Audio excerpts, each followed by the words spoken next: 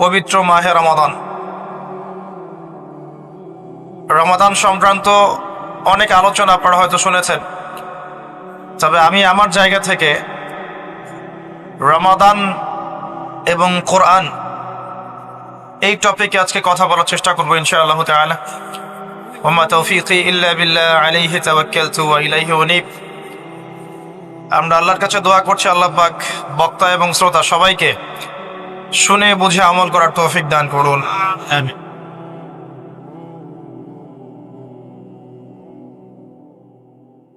রমাদান মাসের সওম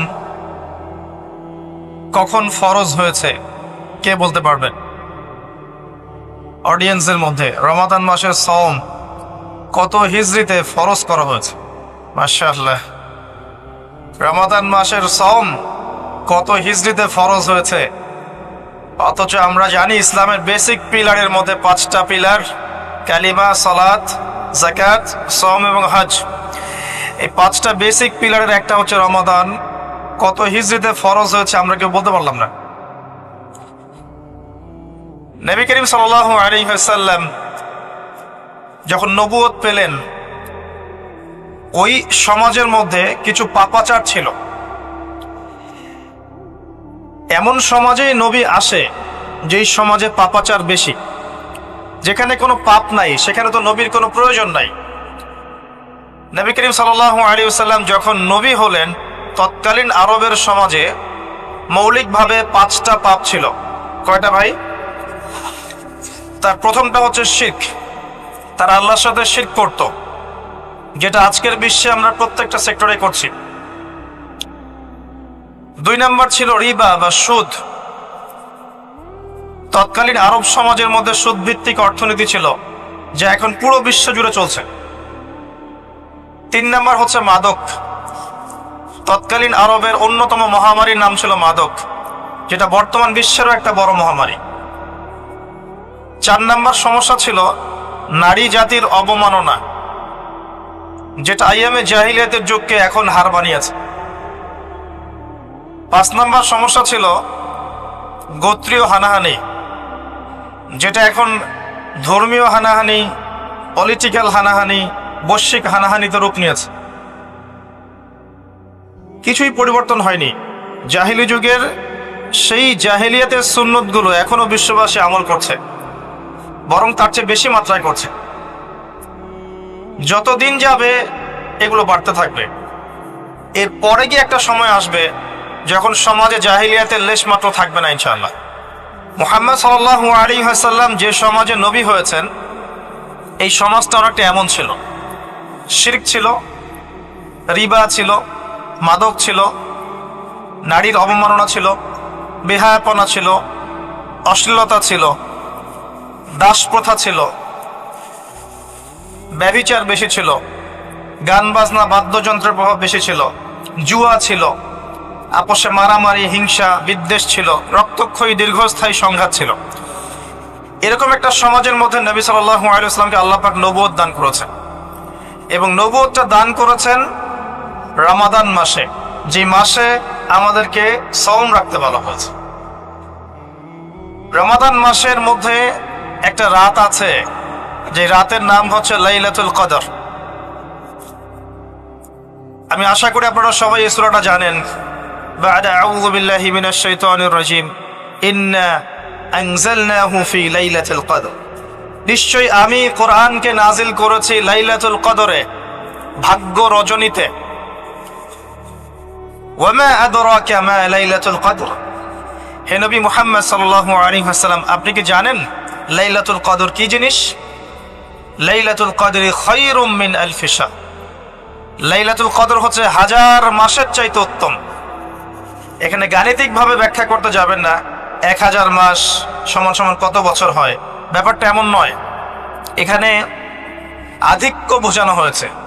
1000 মাস ইবাদত করলে যে নেকি হয়, 1 রাত ইবাদত করলে সে নেকি হয়ে যাবে ইনশাআল্লাহ। এই রাতে কি হয়? স্পেশাল তানাজ্জালুল মালাইকাতু ওয়ার রূহ। এই মাসে আল্লাহর পক্ষ থেকে আল্লাহর ফেরেশতারা নেমে আসেন। কোথায় নেমে আসেন? পৃথিবীতে। তাদের সর্দার হিসেবে থাকেন জিবরাইল আলাইহিস সালাম। তানাজ্জালুল মালায়েকাতু ওয়ার রূহু ফিহা বিইذনি রাব্বিহিম। আল্লাহর রবের আদেশে তারা এই কাজটা করেন। মিন কুল্লি আমর, প্রত্যেকটা বিষয়ের ফয়সালা হয় এই রাতে। আপনার আমার তাকদীর লেখা হয়েছে আসমান জমিন সৃষ্টির 50,000 বছর আগে। আপনার আমার তাকদীর লেখা হয়েছে আসমান জমিন সৃষ্টির 50,000 বছর আগে। আল্লাহ পাক সমস্ত সৃষ্টির তাকদীর লিখেছেন প্রথম দফায়। দ্বিতীয় দফায় তাকদীর লেখা হয়েছে যখন আমার আপনার রূহ আমাদের মায়ের গর্ভে ছিল 4 মাস 10 দিন বয়স। ওই সময় আল্লাহর পক্ষ থেকে ফেরেশতা আসেন, এসে লিখে দেন তার হায়াত, তার রিজিক, সে সৌভাগ্যবান না দুর্ভাগ্যবান। এরপর রূহটাকে ফুঁকে দেন, বাচ্চা নড়াচড়া শুরু করে। এর আগ পর্যন্ত পেটের মধ্যে বাচ্চা নড়াচড়া করে না। যখন রূহটা ফুঁকে দেওয়া হয় তারপর থেকে বাচ্চা নড়াচড়া শুরু করে। দ্বিতীয় দফায় তাকদীর লেখা হয়। এরপরে তৃতীয় দফা লেখা হয় এই লাইলাতুল কদরে, যে আগামী 1 বছর কি হবে, আপনি কি করবেন। অর্থাৎ 1 বছরের বাজেট প্রণয়ন করা হয় প্রত্যেক লাইলাতুল কদরে। তানাজ্জালুল মালায়েকাতু ওয়ার রূহ ফিহা বিইذনি রাব্বিহিম মিন কুল্লি আমর। এই রাতের আরেকটা বৈশিষ্ট্য হচ্ছে সালামুন হিয়া হাত্তা মাতলাইল ফজর। ফজর পর্যন্ত এই রাতে শান্তি শান্তি শান্তি শান্তি প্রশান্তি বজায় থাকে। এই রাতে আপনি যে দোয়া করবেন, যে কোনো দোয়াই করবেন, যদি আপনার রিজিকটা হালাল হয় ইনশাল্লাহ কবুল হয়ে যাবে যে কোনো দোয়া। এই রাতে যারা ইবাদত করে দাঁড়িয়ে দাঁড়িয়ে, তাদের চতুর্দিকে ফেরেশতারা সমবেত হন, তাদের দোয়ায় তারা শরীক হন, তাদের জন্য দোয়া করতে থাকেন। ঠিক তখনই দেখবেন মুমিন বান্দার চোখ দিয়ে টপ টপ করে পানি পড়া শুরু হয়েছে। আপনি ফিল করতে পারবেন যে আপনার দোয়া আল্লাহ কবুল করছেন। এই রাতের ইবাদতকে 1000 মাস দিয়ে গুণ করলেও কখনো সমান হবে না। একটা রাত ইবাদত করলে আপনি 1000 মাসের নেকি পাচ্ছেন। এই সুযোগটাকে ছেড়ে দেওয়া যায়? কবে এই রাত স্পেসিফিকলি বলা যাবে না, 27 তারিখেই স্পেসিফিকলি বলা যাবে না যে 21-এর রাতেই, 23-এর রাতেই বা 25-এর রাতেই, নির্দিষ্ট করে বলার কোনো সুযোগ নাই। নবী সাল্লাল্লাহু আলাইহি ওয়াসাল্লাম লাইলাতুল কদর পেয়েছেন এবং ওই রাতে বৃষ্টি হচ্ছিল। তিনি সিজদা করছেন, তার কপালের মধ্যে মসজিদে নববীর যে মাটি আছে এই মাটির কাদা লেগেছিল। তখন কিন্তু মসজিদ টাইলস ফিটিং ছিল না, মাটির মসজিদ থেকে নবী সাল্লাল্লাহু আলাইহি ওয়াসাল্লাম বিশ্ব পরিচালনা করেছেন। আর আমাদের এখন তাজমহলের মতো মসজিদ, হেদায়েতের কোনো হও না এখানে। এটা আখিরুজ জামানের সাইন, মসজিদগুলো হবে চাকচিক্যময়, হেদায়েত শূন্য। হাদিস একদম স্পষ্ট আছে, মসজিদ হবে চাকচিক্যময় কিন্তু হেদায়েত শূন্য। ইভেন দেখবেন নামাজ পড়ছে মুসল্লি, পাশে হই হুল্লো করছে। দিনের কথা আলোচনা হলে বা নামাজ পড়লে, কেউ কোরআন তেলাওয়াত করলে আদবের সাথে যে পাশে শোরগোল করতে হয় না, এটা এখন বুঝাতে হয়। বুঝাতে গিয়ে যদি আপনি এই আয়াত তেলাওয়াত করেন, লাহুম কুলুবুন লা ইয়াফকাহুনা বিহা, কিছু মানুষকে আল্লাহ পাক কলব দিয়েছেন বোঝে না। ওয়া লাহুম আযানুন লা ইয়াসমাউনা বিহা, কিছু মানুষকে আল্লাহ পাক কান দিয়েছেন শোনে না। ওয়া লাহুম আ'য়ুনুন লা ইউবসিরুনা বিহা, কিছু মানুষকে আল্লাহ পাক চোখ দিয়েছেন দেখে না। উলাইকা কাল আনআম, এরা আনআমের মতো। বাল হুম আদাল, বরং তার চাইতেও নিকৃষ্ট। তখন কিছু মানুষের ইগোতে লেগে যায়। তা আচরণ কিন্তু এমনই। কোরআন যেখানে তেলাওয়াত করা হচ্ছে, নবীর হাদিসের কথা বলা হচ্ছে, সেখানে উঁচু স্বরে কথা বলা জায়েজ নেই। নামাজ পড়ছে একজন ব্যক্তি, সে আল্লাহর সাথে সরাসরি কথা বলছে, তার পাশে কথা বলা জায়েজ নেই। এমনকি নামাজরত ব্যক্তির পাশে কোরআন তেলাওয়াত করাও জায়েজ নেই। আর কথা কি বুঝতে পারছেন? একজন ব্যক্তি নামাজে দাঁড়িয়েছে, আল্লাহর সাথে কথা বলছে, পাশে আপনি কোরআন তেলাওয়াত করতে পারবেন না জোরে জোরে। মনে মনে করতে হবে, করতে চাইলে মনে মনে করতে হবে। অনেক সময় মসজিদের ভিতরে দেখবেন নামাজ পড়া হচ্ছে, শোরগোল করছে। নবী সাল্লাল্লাহু আলাইহি ওয়াসাল্লাম বলেছিলেন, আখিরুজ জামানে, তিরমিজিতে আছে হাদিসটা, আখিরুজ জামানে ইসলামের নামটুকু থাকবে, ইসলামের প্রকৃত বিষয়গুলো থাকবে না। কোরআনের মাসহাফ থাকবে, যে মাসহাফ, কোরআনের মাসহাফটা থাকবে, এর শিক্ষাগুলো থাকবে না। মসজিদগুলো হবে চাকচিক্যময়, কিন্তু মসজিদ হবে হেদায়েত শূন্য। আর চতুর্থ লাইনটা আরো ভয়ঙ্কর। 4 নম্বর লাইনে গিয়ে নবীজি বলেছেন সাল্লাল্লাহু আলাইহি ওয়াসাল্লাম, আসমানের নিচে জমিনের উপরে আল্লাহর সবচেয়ে নিকৃষ্ট সৃষ্টি হবেন এক শ্রেণীর আলেম, যাদের থেকে ফিতনা ছড়াবে এবং তাদের দিকেই ফিতনা ফিরে আসবে। তিরমিজির মধ্যে হাদিসটা আছে, যে কোনো আলেমকে জিজ্ঞাসা করে এটা কোন শ্রেণীর আলেম, এটা বোঝার জন্য আপনার পিএইচডি করার দরকার নাই। যারা দিনকে দুনিয়ার বিনিময়ে বিক্রি করেছে তারাই সেই শ্রেণীর আলেম। যারা সত্য কথা বলতে ভয় পেয়েছে তারাই সেই শ্রেণীর আলেম। যারা সত্যকে মিথ্যার সাথে মিশ্রিত করেছে তারাই সেই শ্রেণীর আলেম। এবং যারা ইসলামের নামে উম্মাকে শতদা বিভক্ত করে দিয়েছে এরাই সেই শ্রেণীর আলেম। নবী করিম সাল্লাল্লাহু আলাইহি ওয়াসাল্লাম বলেছেন, লাইলাতুল কদর আমি পেয়েছি, কপালে কাদা মাটি ছিল, বৃষ্টি হচ্ছিল, তার মানে ওই রাতে বৃষ্টি হতে পারে, ওই রাতে বৃষ্টি হতে পারে। লাইলাতুল কদরের আলামত রাতের বেলা বৃষ্টি হতে পারে। বৃষ্টি হয়েছে, তিনি নামাজ পড়েছেন, কপালের মধ্যে কাদা লেগেছিল, তিনি বের হয়েছেন, সাহাবীদেরকে বলবেন কোন রাতটা লাইলাতুল কদর, আজকের রাতটা লাইলাতুল কদর, এটা বলতে বের হয়েছে। বের হয়ে দেখছেন দুজন মুসলিম আপোষে ঝগড়া করছে। লিসেন টু মি, দুজন মুসলিম আপোষে ঝগড়া করছে। আমরা বলি না যে মুসলিমদের মাঝে ইখতিলাফগুলো রহমত, আমরা বলি না? দুজন মুসলিম আপোষে ঝগড়া করছে, এই কাজটার কারণে আল্লাহ রাব্বুল আলামিন নবী সাল্লাল্লাহু আলাইহি ওয়াসাল্লামের হৃদয় থেকে এই কথাটাকে তুলে নিলেন। তিনি আর বললেন না এক্স্যাক্টলি কোন রাতে লাইলাতুল কদর ছিল, তিনি বলতেই বেরিয়েছিলেন যে কোন রাতে লাইলাতুল কদর ছিল। আমাদের ইখতিলাফের কারণে আমরা সেই নির্দিষ্ট রাতটাকে হারিয়ে ফেলেছি। তবে এর মধ্যেই খায়র আছে, এর মধ্যেই কল্যাণ আছে। আরবিতে একটা প্রবাদ আছে, কুল্লু শার ইউজাদু ফিহিল খায়র, প্রত্যেকটা অকল্যাণের পিছনেই কোনো না কোনো কল্যাণ আছে। নির্দিষ্ট করে বলে দিলে আমরা বাকি রাতগুলো জাগতাম না। নবী সাল্লাল্লাহু আলাইহি ওয়াসাল্লাম এখন বললেন যে আমাকে ভুলিয়ে দেওয়া হয়েছে কোন রাত, তোমাদের ঝগড়ার কারণে, অতএব তোমরা শেষ দশকের বিজোড় রাতগুলোকে তালাশ করো। শেষ দশকের বিজোড় রাত বলতে 21-এর রাত, 23-এর রাত, 25, 27, 29, এই 5টা রাতের যে কোনো একটা লাইলাতুল কদর। এই রাতে ইবাদত করলে এত নেকি হচ্ছে, কারণটা কি? রাত আর দিন কি ডিফারেন্ট কিছু? প্রত্যেক রাতেই কিন্তু আল্লাহ পাক প্রথম আসমানে নেমে আসেন, প্রত্যেক রাতে, শুধু শবে বরাতের রাতে নয়, শুধু নিসফে শাবানের রাতে নয়, কিন্তু প্রত্যেক রাতেই আল্লাহ পাক প্রথম আসমানে নেমে আসেন। তিনি কিভাবে নেমে আসেন এটা ব্যাখ্যা করার দরকার নেই আমাদের। আল্লাহ পাক বলেছেন নেমে আসি, বাস আসি। কারণ সবকিছু আমরা যুক্তি, বিজ্ঞান, দর্শন দিয়ে প্রমাণ করতে পারবো না। পারবো? সায়েন্সকে জিজ্ঞাসা করেন যে স্বপ্নের ব্যাখ্যা কি, ঘুম কাকে বলে, আত্মা কাকে বলে, আত্মা কঠিন না তরল না বায়বীয়, পারবে সায়েন্স ব্যাখ্যা করতে? কবরের আযাব কি, জিন জাতি কি, জিন জাতি কাকে বলে, জিন জাতি কেমন দেখতে, মালায়েকা কেমন, তারা কিভাবে কাজ করে, তাদের ফাংশন কি, তারা কি ব্যাখ্যা করতে পারবে? আমাদের একটা চেতনা তৈরি হয়েছে, সায়েন্স যা বলবে তাই সত্য। এই চেতনা পুরোপুরি সত্য নয়। কোরআন এবং সুন্নাহ, আল্লাহ এবং তার রাসূল যা বলবেন সেটাই চূড়ান্ত সত্য। এর বাইরে সত্য মিথ্যার চূড়ান্ত কোনো মানদণ্ড নাই। হ্যাঁ, সায়েন্সের ভিত্তি আমরাই দিয়েছি, এটা অমুসলিমরা দেয়নি, এর ভিত্তি মুসলিমরা দিয়েছে। পরবর্তীতে এরা এর উপর ঘষা মাজা করেছে। এখন সায়েন্টিফিক এবং টেকনোলজিক্যাল রেভলিউশন আসছে পশ্চিমা সভ্যতা থেকে। এই সভ্যতার ধারক বাহক ছিলাম আমরা। সভ্যতা এদের দ্বারা শুরু হয়নি, সভ্যতা নবীদের দ্বারা শুরু হয়েছে।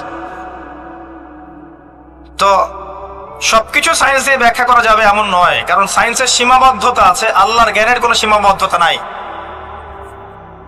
তো আল্লাহ নেমে আসেন, ব্যাস নেমে আসেন। নেমে এসে আল্লাহ পাক কি বলেন? আল্লাহ পাক 3টা কথা বলেন। রাতের শেষ অংশ, রাতকে ভাগ করেন। যদি 6টার সময় রাত শুরু হয়, রাত কিন্তু রাত 12টায় শুরু হয় না, সূর্য ডুবে গেলেই রাত শুরু হয়, এটাই ইসলাম। এখন 6টা থেকে আপনি এই 5টা পর্যন্ত সময়টাকে 3 ভাগে ভাগ করেন। শেষের অংশ ধরে নেন যে 1টা থেকে 5টা, কথার কথা আমি এস্টিমেট করলাম, এই সময়টুকুতে আল্লাহ রাব্বুল আলামিন কাছে নেমে আসে প্রথম আসমানে, অর্থাৎ তার রহমত নিকটবর্তী হয় এবং তিনি আহ্বান করতে থাকেন তিনটা জিনিস। এক, কে আছো আমার কাছে কিছু চাইবে, যা চাইবে আমি তাই দিব। দুই, কে আছো আমার কাছে ক্ষমা চাইবে, আমি তোমাকে মাফ করে দেব। তিন, কে আছো আমাকে ডাকবে, আমি তোমার ডাকে সাড়া দেব। মানে এই সময় আপনি যা চাইবেন ইনশাআল্লাহ, আপনার আকীদায় যদি শিরক না থাকে, আমলে যদি বিদআত না থাকে এবং আপনার রিজিক যদি হালাল হয়, ইনশাআল্লাহ তাআলা আপনার দোয়া কবুল করা হবে। আল্লাহ পাক প্রত্যেক রাতেই নেমে আসেন। তাহলে লাইলাতুল কদরকে এত স্পেসিফিকলি ইম্পর্টেন্স দেওয়ার কারণ কি? একটাই কারণ, মনে রাখবেন, লাইলাতুল কদরকে মর্যাদা মণ্ডিত করার এবং রমাদান মাসকে শ্রেষ্ঠ মাস মর্যাদা মণ্ডিত করার একটা কারণ, only one reason behind it, সেটা হচ্ছে এই মাসে এবং এই রাতে আল কোরআন নাজিল হয়েছে। কথা কি বুঝতে পারছেন? কোরআন নাজিলের কারণেই এই মাসটা মহামান্বিত, কোরআন নাজিলের কারণেই এই রাতটা সম্মানিত। ইন্না আনজালনাহু ফি লাইলাতুল কদর। নবী করিম সাল্লাল্লাহু আলাইহি ওয়াসাল্লাম যখন এই জাহিলি যুগে বাস করছেন, এই লাইলাতুল কদরে রমাদান মাসে আল্লাহ পাক কোরআন নাজিল করলেন। কি জন্য নাজিল করলেন? কারণ এই সমাজটাকে পরিবর্তন করার জন্য, সমাজের জাহিলিয়াতগুলোকে দূর করার জন্য নবী করিম সাল্লাল্লাহু আলাইহি ওয়াসাল্লাম প্রচন্ড ফিকির করতেন। কি করা যায়, কি করলে মানুষগুলো শিরক ছেড়ে দিবে, কি করলে সুদ বন্ধ হবে, কি করলে মাদক থেকে মানুষ দূরে থাকবে, কি করলে নারীর সম্মান বৃদ্ধি পাবে। তিনি ভাবতেন কিভাবে গোত্রীয় হানাহানি বন্ধ করা যায়, তিনি এগুলো ভাবতে থাকতেন। হেরা গুহায় বসে তিনি এগুলো ভাবতেন কি করা যায়। যুবক বয়সে তিনি হিলফুল ফুজুর তৈরি করেছেন এগুলো সমস্যা দূর করার জন্য, কিন্তু পরিপূর্ণরূপে সফল হয়েছেন বলতে পারি না আমরা, কারণ তখন ওহী আসেনি। এই ভাবতে ভাবতে ভাবতে ভাবতে একদিন এক রাতে তার কাছে আল্লাহর পক্ষ থেকে কোরআন নাজিল হলো। সূরা আলাকের প্রথম 5টা আয়াত, বিসমিল্লাহির রহমানির রহিম, ইকরা বিসমি রাব্বিকাল্লাযী খালাক। পড়ুন আপনার রবের নামে যিনি আপনাকে সৃষ্টি করেছেন। খালাকাল ইনসানা মিন আলাক, যিনি মানুষকে সৃষ্টি করেছেন জমাট বাঁধা রক্তপিণ্ড থেকে। আমরা সবাই জমাট বাঁধা রক্তপিণ্ড ছিলাম মায়ের পেটে। আজকে আমরা আল্লাহদ্রোহী হয়েছি, কিন্তু আমরা পেটের মধ্যে এতটুকু জমাট বাঁধা রক্তপিণ্ড ছিলাম। সূরা ইয়াসিনের মধ্যে আল্লাহ পাক এই কথাটা বলেছেন, তোমাদেরকে তো নুতফা থেকে সৃষ্টি করেছি, ফাইদা হুয়া খাসীমুম মুবিন, যখন সে বড় হয়েছে সুস্পষ্টভাবে আল্লাহর বিরুদ্ধাচরণ করছে। আমরা যদি না থাকি এই পৃথিবীতে, আল্লাহর দ্বীনের কোনো ক্ষতি হবে? এই পৃথিবীর আবর্তন থেমে যাবে? আমাদের বউ বাচ্চা কাচ্চা, বাবা মা, স্ত্রী সন্তান, এরা কি না খেয়ে মারা যাবে? মনে করেন আমরা এখন সবাই মরে গেছি, কথার কথা বলছি, নাউজুবিল্লাহ, আমাদের পরিবারগুলো কি থেমে যাবে? আত্মীয় স্বজন থেমে যাবে? আমাদের সমাজ থেমে থাকবে? কেউ থেমে থাকবে না। মাঝখান থেকে আমরা আমাদের জীবনের সময়টা হারিয়ে ফেললাম। অতএব আমরা আল্লাহর জন্য বাঁচি, আল্লাহর দ্বীনের জন্য। এখন দ্বীনের ক্ষতি যারাই করবে তাদের বিরুদ্ধেই সোচ্চার হতে হবে। আল্লাহ পাক বোঝার তৌফিক দান করুন। আমি যে কথা বলছিলাম যে কোরআন নাজিল হয়েছে লাইলাতুল কদরে। এখন এই কদরের রাতকে ইবাদতের জন্য খাস করে নিতে হবে। শেষের দশক এবং বিজোড় রাত 21, 23, 25, 27, 29। বলছিলাম রমাদান মাস এবং লাইলাতুল কদরকে সম্মানিত করা হয়েছে একটা কারণেই, কারণ এই মাসে এই রাতে আল কোরআন নাজিল করা হয়েছে। এটাই কারণ। কোরআন কখন নাজিল হলো? যখন সমাজে সুদ আছে, মদ আছে, জেনা আছে, ব্যভিচার আছে, শিরক আছে, এরকম সমাজে। প্রথম কি নাজিল হলো? পড়ো। প্রথমে নাজিল হয়নি শিরক করো না, প্রথমে নাজিল হয়নি যে সুদ খেও না, প্রথম আয়াত এটা ছিল না জেনা করো না, প্রথম আয়াত এটাও ছিল না মূর্তি পূজা করো না। হ্যাঁ, প্রথম আয়াত কি? ইকরা, পড়ুন। আল্লাহ পাক বুঝাতে চাচ্ছেন সমাজের জাহিলিয়াতকে দূর করতে হলে লেখাপড়ার কোনো বিকল্প নাই, এবং সেই পড়াশোনাটা হতে হবে আল্লাহর ওহীর আলোকে। যে ওহীটা আল্লাহ পাক নাজিল করেছেন এর বেসিসে আপনাকে পড়াশোনা করতে হবে। এই জ্ঞানটা দিয়ে আপনি সমাজ সংস্কার করতে পারবেন ইনশাআল্লাহ তাআলা। এর সাথে উপকারী জ্ঞানগুলো কি নিব না? অবশ্যই নিব। ওহীর জ্ঞানের সাথে, কোরআন সুন্নাহর জ্ঞানের সাথে আমি ইতিহাসের জ্ঞান নিব, আমি পলিটিক্যাল সায়েন্সের জ্ঞান নিব, আমি দর্শনের জ্ঞান নিব, জিওপলিটিক্সের জ্ঞান নিব, প্রয়োজন আমি সায়েন্সের জ্ঞান নিব, আমি কমার্সের জ্ঞান নিব, আর্টসের জ্ঞান নিব, মেডিকেল সায়েন্স পড়বো, ইঞ্জিনিয়ারিং পড়বো, সবই পড়বো, কিন্তু বেসিকটা কি হবে? কোরআন, সুন্নাহ, ইসলাম। এরপর আপনি ডাক্তার হন, ইঞ্জিনিয়ার হন, পলিটিশিয়ান হন, সামাজিক নেতা হন, প্রশাসনের ক্যাডার হন, আপনার জন্য মোবারকবাদ। আপনি যেখানেই যাবেন সেখানেই বরকত ছড়াবেন ইনশাআল্লাহ। যে পলিটিশিয়ানের ভিতরে তাকওয়া আছে তার দ্বারা দুর্নীতি সম্ভব না। যে প্রশাসনের কর্মকর্তার ভিতরে তাকওয়া আছে সে ঘুষ নিতে পারবে না, দুর্নীতি করতে পারবে না। যে আলেমের ভিতরে তাকওয়া আছে সে দিনকে দুনিয়ার বিনিময়ে বিক্রি করবে না। যে ডক্টরের ভিতরে তাকওয়া আছে সে ডাক্তার হবে, কসাই হবে না। যে ইঞ্জিনিয়ারের ভিতরে তাকওয়া আছে সে দেখবেন সত্যিকারের প্রকৌশলী হবে, সে কিন্তু চোর হবে না। ভিতরটা চেঞ্জ করতে হবে, ভিতরটা, এর নাম তাকওয়া। ভিতরটা চেঞ্জ করবে একটা জিনিস, আল্লাহর ওহী, কোরআন এবং সুন্নাহ, ইসলাম। এটা আপনার ভিতরকে পরিবর্তন করবে। আর আমরা অনেক বড় বড় কথা বলি অনেক সময়, কিন্তু মূল কাজটা হচ্ছে ভিতরটা পরিবর্তন করা। আমাদের সবার সাথে যার যার কলব যাবে, যার যার আমল যাবে। আল্লাহ পাক আমাকে কলার চেপে ধরে বলবেন না যে বাংলাদেশে ইসলামী খেলাফত কায়েম করে আসো নাই কেন, এটা আল্লাহ পাক আমাকে বলবেন না। আল্লাহ পাক বলবেন তোমাকে যে দায়িত্ব দিয়েছিলাম ওই দায়িত্ব ঠিকঠাক মতো পালন করেছো কিনা। আল্লাহ পাক এটা বলবেন না।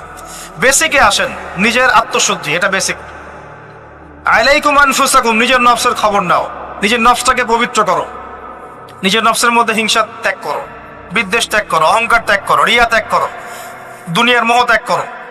নিজের নফসের মধ্যে বেশি বেশি পরকালের ফিকির আনো, জিকির করো বেশি বেশি, কোরআন বেশি বেশি তেলাওয়াত করো, হালাল খাও, আদর্শ পরিবার গঠন করো, তাওহীদে থাকো, সুন্নতে থাকো, ইনশাআল্লাহ হাসতে হাসতে জান্নাতে চলে যাবেন।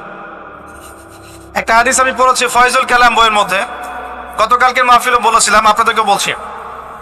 মাদ্রাসায় পড়ানো হয় ক্লাসিক্যাল একটা বই ফয়জুল কালাম, সবাই কিনতে পারেন, হাদিসের বই, চমৎকার কিছু হাদিস আছে। এখানে একটা হাদিস আছে আমাদের জন্য সুসংবাদ। নবী সাল্লাল্লাহু আলাইহি ওয়াসাল্লাম বলছেন, হে সাহাবীরা, তোমরা এমন একটা যুগের মধ্যে বাস করছো যেই যুগে কেউ যদি ইসলামের 10% ছেড়ে দেয় সে ধ্বংস হয়ে যাবে। সাহাবীদেরকে বলছেন তোমরা এমন একটা যুগে বাস করছো, এই যুগে ইসলামের 1/10 কেউ ছেড়ে দিলে সে ধ্বংস হয়ে যাবে। কিন্তু তোমাদের পরে এমন একটা যুগ আসবে যেই যুগে মানুষ যদি 1/10 ধরে রাখতে পারে, 10% ধরে রাখতে পারে, তাহলেই নাজাত পেয়ে যাবে ইনশাআল্লাহ। আমরা সে যুগে আছি না? আমাদের চতুর্দিকে ফিতনা নয় কি? আপনার ঘরে ফিতনা, সমাজে ফিতনা, ইকোনমিক্সে ফিতনা, রাষ্ট্রে ফিতনা, বিশ্বে ফিতনা, ধর্মে ফিতনা, সবখানেই ফিতনা, ফাসাদ। আমরা সেই যুগের মধ্যে বাস করছি। আসুন, আল্লাহ পাক কোরআন নাজিল করলেন, প্রথমে পড়তে বললেন। তার মানে আল কোরআন এবং সুন্নাহ এগুলাকে পড়া শিখতে হবে। বড় বড় স্বপ্ন দেখার আগে আমাদেরকে বেসিক ঠিক করতে হবে, পড়াশোনা করতে হবে। আল্লাহ পাক আমাদের যুব সমাজকে পড়াশোনা করার তৌফিক দান করুন। রমাদান মাসে এটা নাজিল হয়েছে। আল্লাহ পাক সূরা বাকারায় বলছেন, শাহরু রমাদানাল্লাযী উনজিলা ফীহিল কুরআন। রমাদান সেই মাস যেই মাসে কোরআন নাজিল করা হয়েছে। কি জন্য নাজিল করা হয়েছে? হুদাল লিন-নাস। এই কোরআন হচ্ছে মানব জাতির জন্য হেদায়েত, নট অনলি ফর মুসলিমস। এটা শুধু মুসলিমসদের জন্য হেদায়েত নয়, হুদাল লিন-নাস, পুরো মানব জাতির জন্য হেদায়েত। কোরআনে ইহুদির জন্য হেদায়েত আছে, খ্রিস্টানের জন্য আছে, অমুসলিম হিন্দুদের জন্য আছে, সবার জন্য কোরআন। এটা সাম্প্রদায়িক কোনো কিতাব নয়, এটা টোটালি অসাম্প্রদায়িক একটা বই। আল কোরআন যে কেউ পড়তে পারে। এটা কারো পৈতৃক সম্পত্তি নয় যে একটা শ্রেণীর মানুষই পড়বে বাকিরা পড়বে না, সবাই পড়বে ইনশাআল্লাহ তাআলা। এটা আল্লাহর কিতাব, আল্লাহর কালাম। হুদাল লিন-নাস ওয়া বায়িনাতিন মিনাল হুদা, এটা হচ্ছে সত্য মিথ্যার মানদণ্ড, বায়িনাত সুস্পষ্ট মানদণ্ড। আর কি ওয়াল ফুরকান, প্রমাণ, হুজ্জাত, দলিল। এটা আল্লাহ পাক কোরআন সম্পর্কে বলছেন। আরেকটা জায়গায় চলে যায়, চলেন সূরা নাহল এর 89 নম্বর আয়াতে চলে যান। আল্লাহ পাক বলছেন, ওয়া নাযালনা আলাইকাল কিতাব, হে নবী আমি আপনার প্রতি এমন একটা কিতাব নাজিল করেছি, অর্থাৎ আল কোরআন। ওয়া নাযালনা আলাইকাল কিতাব তিবয়ানান লিকুল্লি শাই, যেই কিতাবটা প্রত্যেকটা বিষয়ের ব্যাখ্যা। আপনি কি আমার কথা শুনতে পারলেন? আল্লাহ বলছেন কোরআন প্রত্যেকটা বিষয়ের ব্যাখ্যা। আপনার ব্যক্তি জীবন এখানে আছে, আপনার ব্যবসায়িক জীবন এখানে আছে, অর্থনৈতিক জীবন এখানে আছে, পারিবারিক জীবন এখানে আছে, সামাজিক লাইফ এখানে আছে, সবকিছু আছে। তিবিয়ানান লিকুল্লি শাই, প্রত্যেকটা বিষয়ের ব্যাখ্যা এখানে আছে। তিবিয়ানান লিকুল্লি শাই ওয়া হুদা ওয়া রাহমাতান ওয়া বুশরা লিল মুসলিমিন। এই কোরআন হচ্ছে হেদায়েত এবং রহমত, দয়া। ওয়া বুশরা লিল মুসলিমিন, মুসলিমদের জন্য সুসংবাদ এই কোরআন। শুরুতে আছে আলিফ লাম মিম যালিকাল কিতাব লা রাইবা ফি। এটা এমন একটা কিতাব যেই কিতাবের মধ্যে কোনো সন্দেহ নাই। কোন লেখক বলতে পারে আমার বইয়ের মধ্যে কোনো সন্দেহ নাই? সন্দেহের কোনো অবকাশই নাই। লা রাইবা ফি হুদাল লিল মুত্তাকিন, মুত্তাকিদের জন্য এটা হেদায়েত। মুত্তাকি কারা? আল্লাযীনা ইউমিনুনা বিল গায়ব, যারা অদৃশ্যে বিশ্বাস করে। ঈমানের 6 পিলার সবই অদৃশ্য নয় কি? আল্লাহ অদৃশ্য, ফেরেশতা অদৃশ্য, আসমানে আগের কিতাবগুলো দেখি নাই, অদৃশ্য। নবী রাসূলগণ দেখি নাই, অদৃশ্য। পরকাল ওয়াল ইয়াউমিল আখির, ওয়াল ইয়াউমিল আখির দেখি নাই, অদৃশ্য। ওয়াল কদরি খায়রিহি ওয়া শাররিহি, তাকদীর অদৃশ্য। আল্লাযীনা ইউমিনুনা বিল গায়বি, মুত্তাকি তারা যারা গায়েবে বিশ্বাস করে, অদৃশ্যে বিশ্বাস করে। আর এখনকার শিক্ষা দর্শন আমাদেরকে শেখায়, পশ্চিমাদের, চোখে যা দেখবো না বিশ্বাস করবো না। হ্যাঁ, তাদের দর্শন এরকম, যুক্তি দিয়ে প্রমাণ করতে পারবেন না, বিশ্বাস করবো না। বৈজ্ঞানিক ব্যাখ্যা দিতে পারবেন না, বিশ্বাস করবো না। সায়েন্টিফিক্যালি প্রুভড হতে হবে, তারপর বিশ্বাস করব। অনেক সময় দেখা যায় মুসলিমরাও এর গোলক ধাঁধায় পড়ে যায় এবং বলে নামাজের উপকারিতার সায়েন্টিফিক ব্যাখ্যা বলেন, তারপর নামাজ পড়ব। নামাজের সায়েন্টিফিক ব্যাখ্যা লাগবে, তারপর নামাজ পড়বেন? আল্লাহ পাক বলেছেন ইয ক্বালা লাহু রাব্বুহু আসলিম ক্বালা আসলামতু লিরাব্বিল আলামিন। আল্লাহ পাক ইব্রাহিমকে বলেছেন আলাইহিস সালাম আত্মসমর্পণ করো, যখনই বলেছেন তখনই করেছেন। যখনই আল্লাহ পাক বলেছেন আত্মসমর্পণ করো, তিনি বলেছেন আসলামতু লিরাব্বিল আলামিন, আমি আত্মসমর্পণ করলাম। বাচ্চাকে জবাই করো, জিজ্ঞেস করেননি এর পিছনে বিজ্ঞান কি, যুক্তি কি, আর দর্শন কি?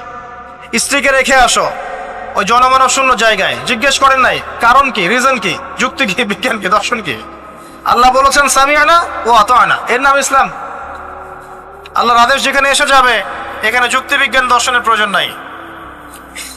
এই কনসেপ্টে আপনাকে মৌলবাদী হতেই হচ্ছে, কিছু করার নাই। কারণ মৌলিক বিষয় আপনাকে মেনে চলতে হবে। হ্যাঁ, প্রত্যেকটা বিষয়কে আপনি ব্যাখ্যা করতে পারবেন যদি সেই জ্ঞান আপনার কাছে থাকে, কিন্তু যুক্তি বিজ্ঞান দর্শনের সীমাবদ্ধতা আছে, সবকিছুর ব্যাখ্যা করতে পারে না। ভালো করে শিক্ষা দর্শন হজম করে তারপর পড়াশোনা করেন। অন্যথায় আপনারা দাড়ি টুপি নিয়েও অনেক সময় দেখবেন এই যে এটা কি বলে, এথিজমের দিকে যাচ্ছেন, নাস্তিকতার দিকে যাচ্ছেন।